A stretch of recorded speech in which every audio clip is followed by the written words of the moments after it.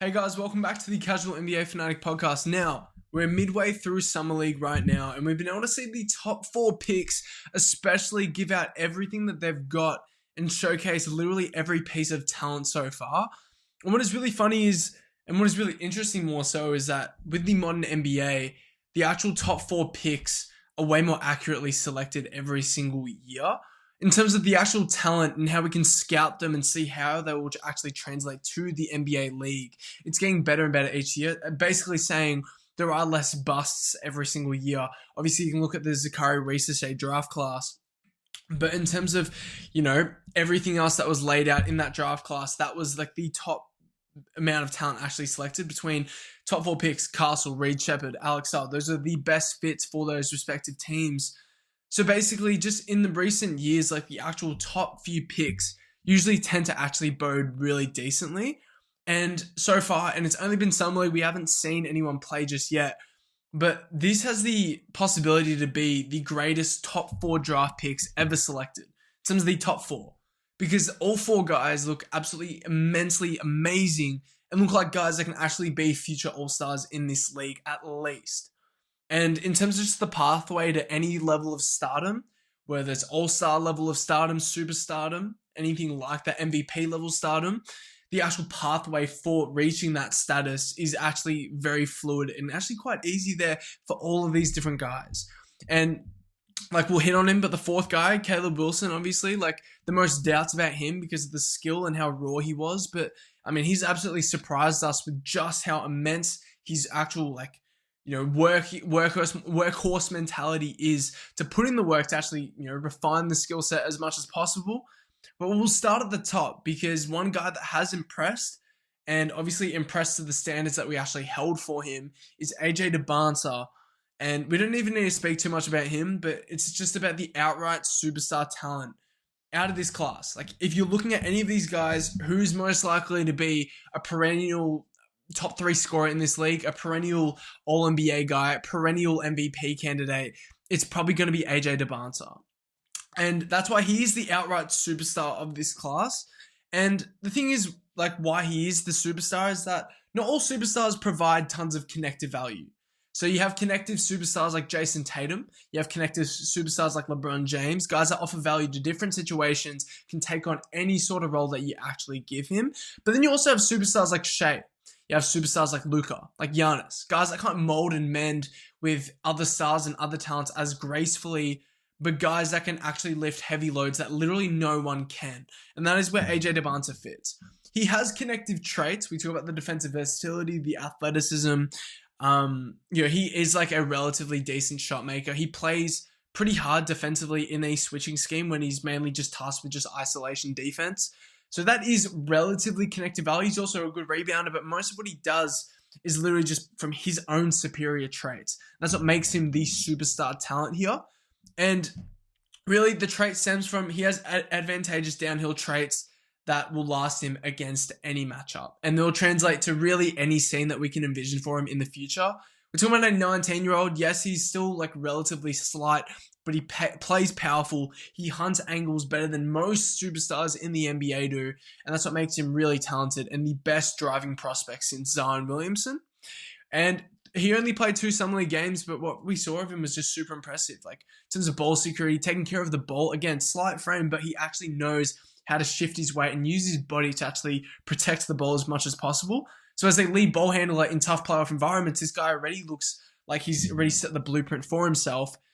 And again, 2 games, the shooting splits looked pretty terrible. But in terms of just the driving mentality, this dude's averaged 25 points, 7 rebounds, and 4 stocks a game. Superb activity, superb mentality, superb also just wanting the moment in these 2 games. Again, only 39% from the field, 1 of 11 from 3 in these 2 games. 86 from the free throw line as well. It draws a shit ton of calls too, which is actually the main draw with AJ Dybantsa. So in terms of just free throw drawing value, just that rim pressure focus and the inevitability that he will actually get to the rim and draw illegal contact either way. And just the mature shot diet balance. He doesn't actually lean towards heavy pull-up jumpers. As a counter, he only leans to it as a pure counter when he can't get to the rim. And that is special. He's going to develop the 3. The 3 ball has to hit, and it will hit in the future. because we saw that hit the pull-up three was like 36% in BYU. That is valuable. But in terms of the superstar talent and actually just throwing that blueprint out there in some league, AJ Dybantsa looks like everything we've hoped from him. Darryn Peterson, though, more of an on-ball scoring showcase in this summer league. So obviously what we saw from Kansas last year is he's just this off-ball machine. In terms of spot-up value, I think this guy made like 1.42 points per possession, 1.52 points per possession on open spot-up threes. Like, this guy's unbelievable as a play finisher by his general raw skill set and his raw shot making. We're seeing him struggle a little bit like against physicality as a ball handler. It's prompted up a lot of weaknesses in terms of his ball security, his ability to take care of the ball in the half court and actually physically instill himself. But in terms of just the on-ball scoring skill set, we haven't really seen it from him since high school. But the amount of pick and roll and isolation reps that Utah are giving him right now, it does give him another dimension right now. The off-ball value is what he's going to be offering value straight away from the get-go. But seeing him actually put the ball in his hands and just like take on this responsibility as willingly as he has, that has been really special. And in terms of just signaling the on and off ball dynamic with Darryn Peterson, that is what is special about him and what makes him maybe not the AJ Dybantsa, top tier superstar level of talent, but a guy that could mend into any single situation. Clearly a guy that could be a number 2 on a championship team in terms of that's his talent, but then also a guy that just offers that Devin Booker on and off ball skill set. And that is really impressive. And compared to Devin Booker, this is a guy that brings way more movement athleticism. So you can, rinse and repeat, chase after the ball with a lot more speed and explosiveness, way more like athleticism on any sort of cutting, any sort of flaring action, any chase action. There's just a bit more athleticism there. Conker, tremendous play finisher, but athletically he's pretty limited. He's pretty small as well. Darryn Peterson elevates. He's up high. He's got the size. He's got the athleticism to get more separation off ball. That is what separates him as an actual possible superstar in the future. The passing feel and driving, actual balance, his balance going towards the rim against physical guys around his hip, that obviously needs work. But the play finishing itself, it does actually look great in the small dose that we've seen. The on-ball stamina, the on-ball motor looks really nice. The defensive workload as well has been pretty good. So in terms of weak side value, Darryn Peterson playing gaps, chasing shooters over flare screens, and using that recovery length and athleticism. We've seen multiple chase down blocks from college and now in this summer league as well, where this guy is really precise at taking recovery angles. Again, the athleticism, the length helps. Darryn Peterson looks amazing. And in terms of the fit with Utah, next to Keontae George, a very capable growing ball handler, he's going to look great. Cam Boozer, though. Now, this is the guy that possibly is our Rookie of the Year favorite right now. And because this dude is super stable, super clean, super efficient on any single action. He's averaging 20 points, 7 rebounds, and 3 assists with 2 steals and a block in Summer League. 0.3 blocks, actually, I take that back. 52, 39, 80 splits. Superbly efficient. And in terms of compared to the other guys, Cam Boozer offers value literally every single offensive possession right now in Summer League. And it's because, starting off, the mobility, people are talking about how this is a slow-footed post big and he's not going to really translate. That's completely bullshit because he's not only skilled and coordinated with the ball in his hands, but the mobility is just outright and the lateral, shifting, shuffling athleticism as well. It's absolutely exceptional from a guy that's 250 pounds, 6'8". And again, that mobility translates to his ability to get open on rolls, on cuts, on slip screens as well. There's easy buckets for him as well. And as a passer on those 4-on-3s, this dude has been awesome. And he's a guy that can actually captain offensive possessions on the top of the key as a big man, which is a really rare trait to find. We're talking about an actual DHO fulcrum, guy that can make entry feeds and hold his own gravity because he can actually make shots at basically a 40% clip beyond the arc. That is really special from an 18-year-old big man sort of offensive anchor. And I've always given him the Alperen Sengun and Pascal Siakam comparison because he has the Sengun post fulcrum, the mismatch attacking out of the post. He's got the passing angles. He likes to use his physicality leverage. But then he's also got the Pascal Siakam, again, mismatch attacking in transition. And he's got way more mobility advantages and the play finishing beyond the arc as a jump shooter. It's all there. And that's why this guy's going to put it together really easily. And I could see this dude being a number 1 pick in any other draft. But he was number 3 because of how he fit directly for Memphis. But again, it's screening value, like every possession. This dude's a really highly mobile screener, so you have to stay attached all the time. You have to be wary of his rolls and slips. Again, that rolling downhill power to just body people out of the way. The passing feel, again, on 4-on-3s, extremely special at 18 to be able to read the game that he does as a big. The popping ability as well with the actual jump shot off the catch. And then he also has that driving option because his coordination is superb. Defensively as well, I mean, the lateral speed that this guy has on those low block rotations, his ability to switch out and actually laterally contain guys, shift left to right. It's been really impressive with Dybantsa. Like in terms of the IQ sort of stuff, like his timing is all relatively pretty decent.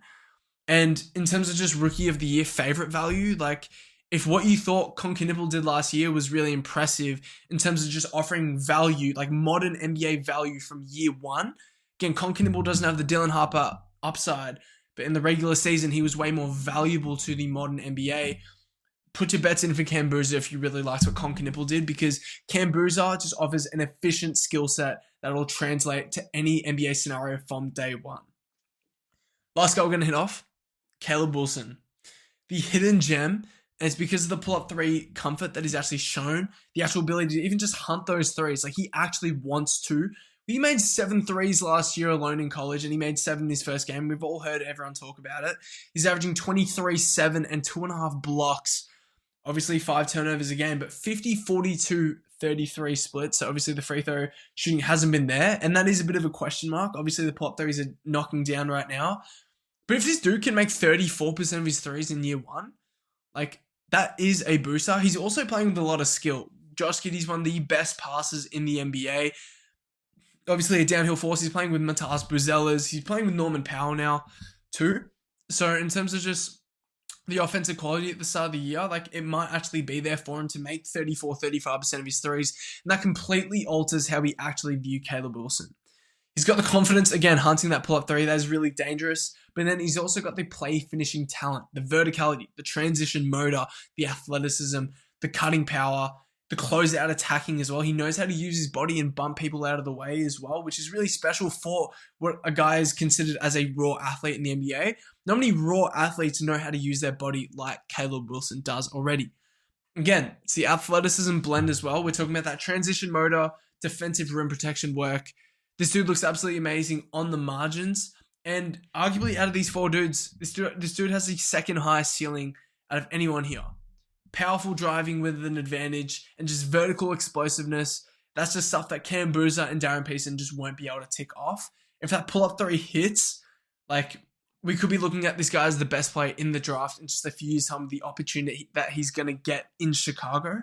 And he's easily Chicago's most exciting young prospect on the roster and the most exciting young prospect that they've had probably since young Derrick Rose. And obviously with Matas Buzelas, it's going to be really fun watching him. But obviously, I just want to recap on what we've seen from all 4 of these guys, but it is really, really special to see our top 4 draft picks looking this confident and this like for sure ready to go into the season already during Summer League in July. And we're talking about guys that are all still basically 19, and we're talking about Dybantsa, like who's still 18 years old. That is really, really special. And I hope you guys really appreciate it, because you're not going to find many draft classes where the top 4 guys are all such sure bets and offer value immediately to the NBA. And that's what we project for all of these guys. I appreciate you guys for listening, and I'll catch you guys in the next one.